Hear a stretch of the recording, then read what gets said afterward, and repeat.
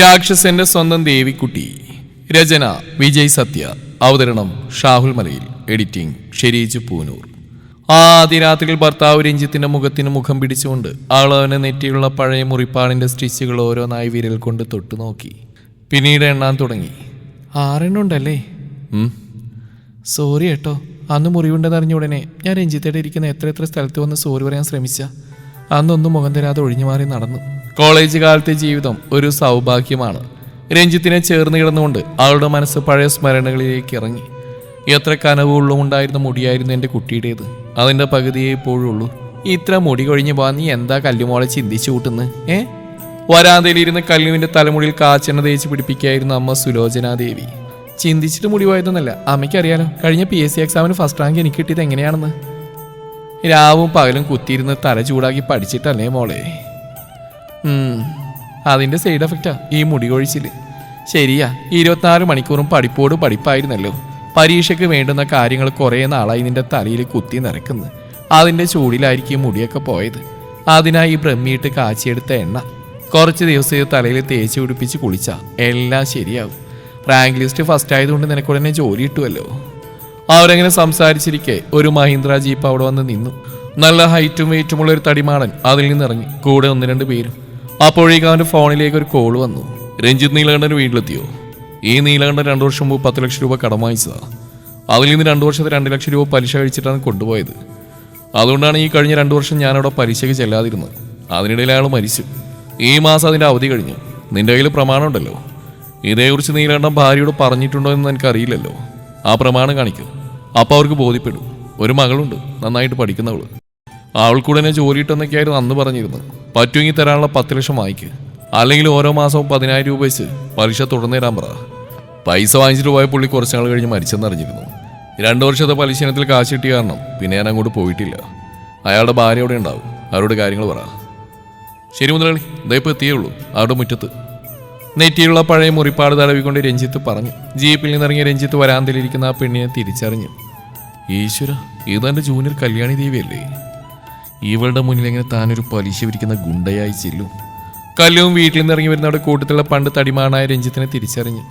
രഞ്ജിത്തിന് മുന്നോട്ട് നടക്കാൻ നിവൃത്തിയില്ലാതായി. നിങ്ങളോട് നിൽക്ക്, ഞാൻ ചെന്നിട്ട് കാര്യം പറയാം. രഞ്ജിത്ത് കൂട്ടുകാരോട് പറഞ്ഞു. ഒടുവിൽ അവൻ അവരുടെ മുന്നിലേക്ക് എത്തി.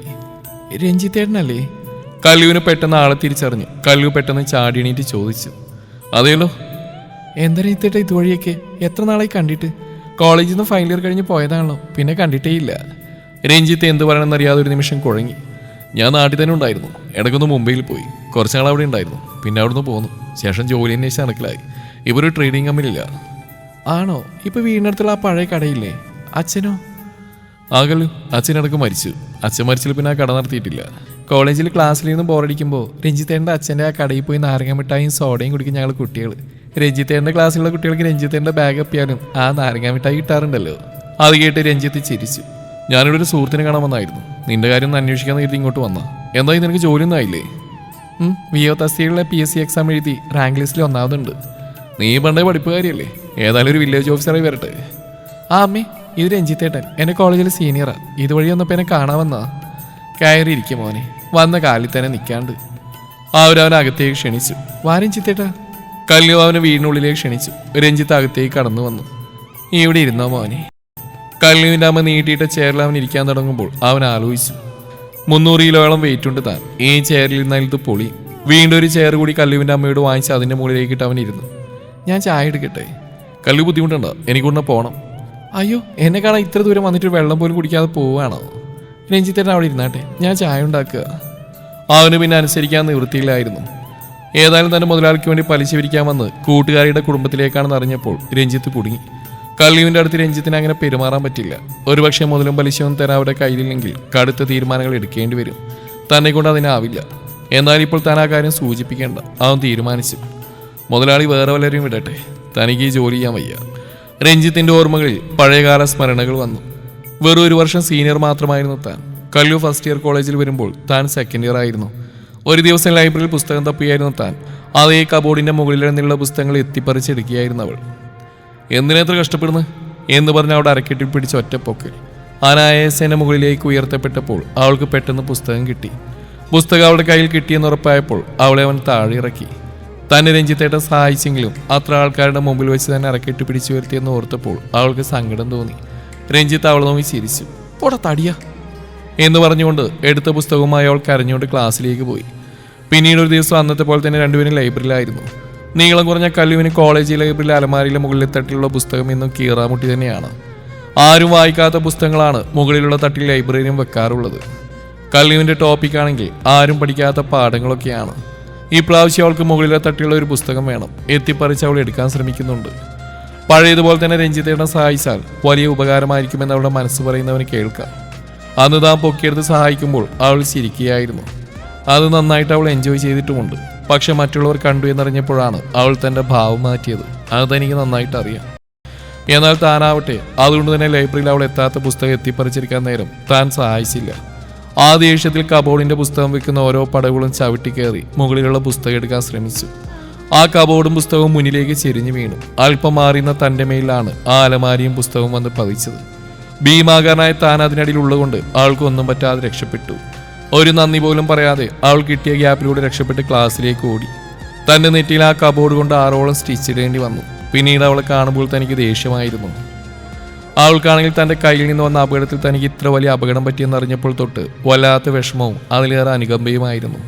പലപ്പോഴും അത് പ്രകടിപ്പിക്കാൻ അവൾ തന്നെ സമീപിക്കുമ്പോൾ താൻ പെട്ടെന്ന് തന്നെ അവിടെ നിന്ന് ഒഴിഞ്ഞു മാറും. അതിനടുത്ത വർഷം താൻ കോളേജ് യൂണിയൻ ചെയർമാനായി.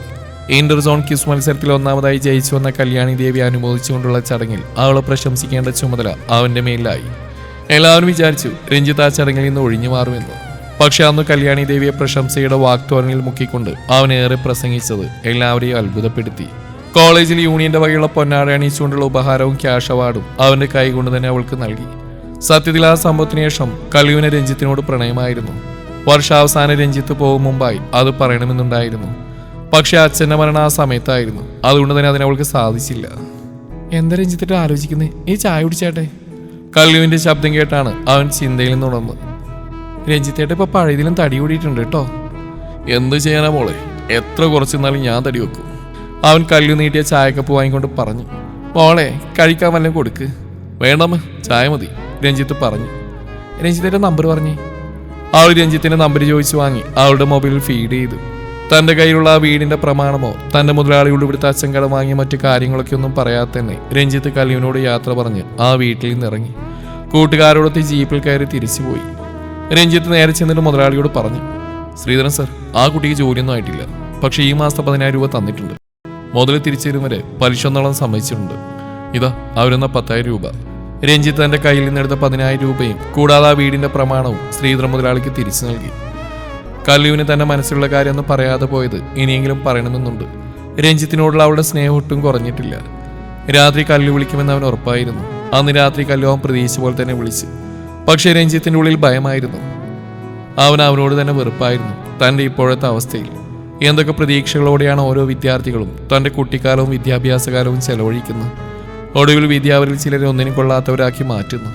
അതിൻ്റെ ഉത്തമ ഉദാഹരണമാണ് താനൊരു ഗുണ്ടയാണെന്ന് എങ്ങനെ അവൾ അറിയിക്കും?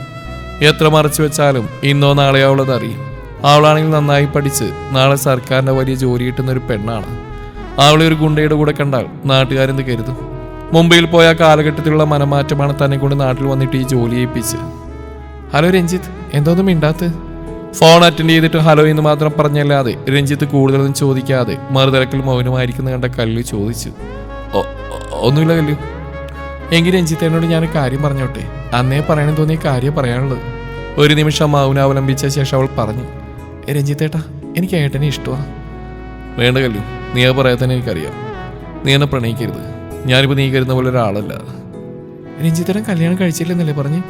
പിന്നെന്താ ആളിനൊരു മാറ്റം? അതല്ല, നീ ഒരു വില്ലേജ് ഓഫീസർ ആവുന്ന കുട്ടിയാണ്.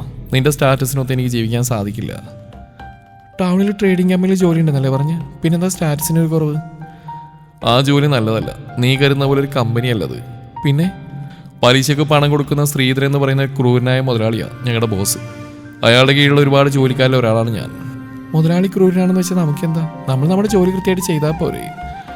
അതല്ല കല്ലു, അയാൾ പലിശക്ക് പണം കൊടുക്കുന്നവനാ.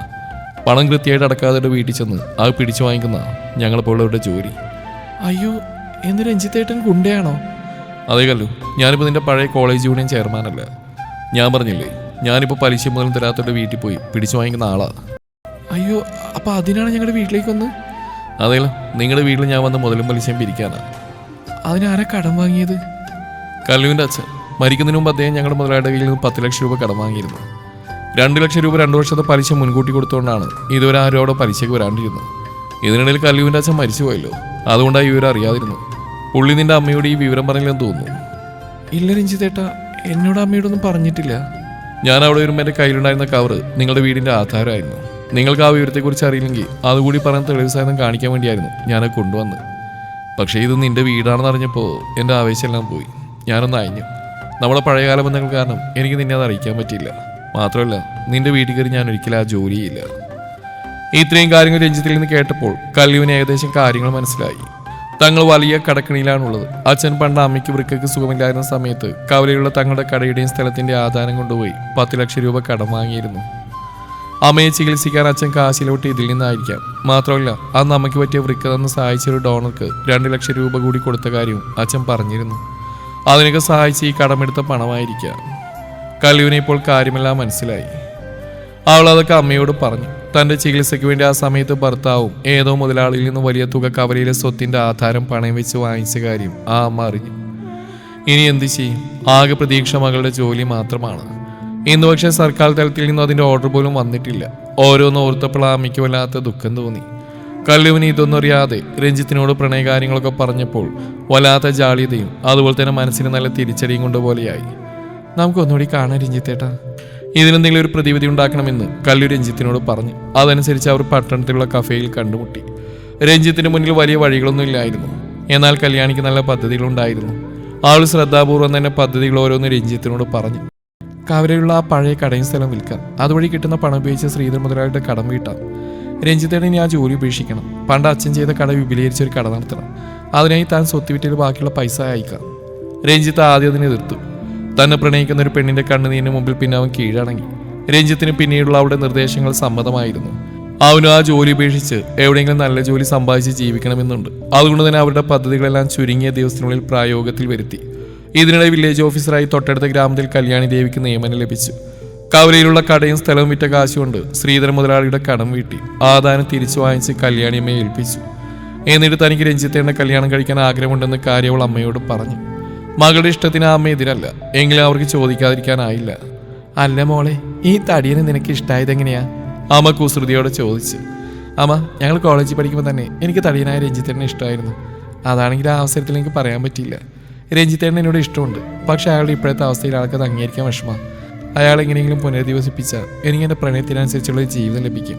ബാക്കിയുള്ള പൈസ കൊണ്ട് രഞ്ജിത്തേട്ടൻ്റെ കടയുണ്ടാക്കി നൽകാം അമ്മേ. വളരെ പ്രായോഗികമായ ബുദ്ധിയുള്ള മകളുടെ വാക്കുകൾക്ക് അമ്മ വില കൽപ്പിച്ചു. പല പ്രതിസന്ധികളിൽ നിന്ന് ഇങ്ങനെ മുൻകൂട്ടിയുള്ള ലക്ഷ്യബോധത്തോടെ പ്രവർത്തിച്ചാൽ മാത്രമേ ജീവിതം ലഭിക്കൂ എന്ന് അമ്മയ്ക്ക് അറിയാം. ഉദ്ദേശിച്ച പോലെ എല്ലാ കാര്യവും ഭംഗിയിൽ നടന്നപ്പോൾ തുടർന്നുള്ള നല്ലൊരു മുഹൂർത്തത്തിൽ അവൾ രഞ്ജിത്തിന്റെ ഭാര്യയായി. ഇന്ന് അവരുടെ ആദ്യ രാത്രി. അവരുടെ കല്യാണ ഫോട്ടോ ആരോ ഫേസ്ബുക്കിലിട്ടു. അതിന്റെ ക്യാപ്ഷൻ ഒരുപാട് സ്മൈലി ചേർത്ത് ഇങ്ങനെയായിരുന്നു: രാക്ഷസന്റെ സ്വന്തം ദേവി. അതിന്റെ നോട്ടിഫിക്കേഷൻ ശബ്ദം കേട്ട് കല്ലു തന്റെ ചിന്തകളിൽ നിന്ന് ഉണർന്നു.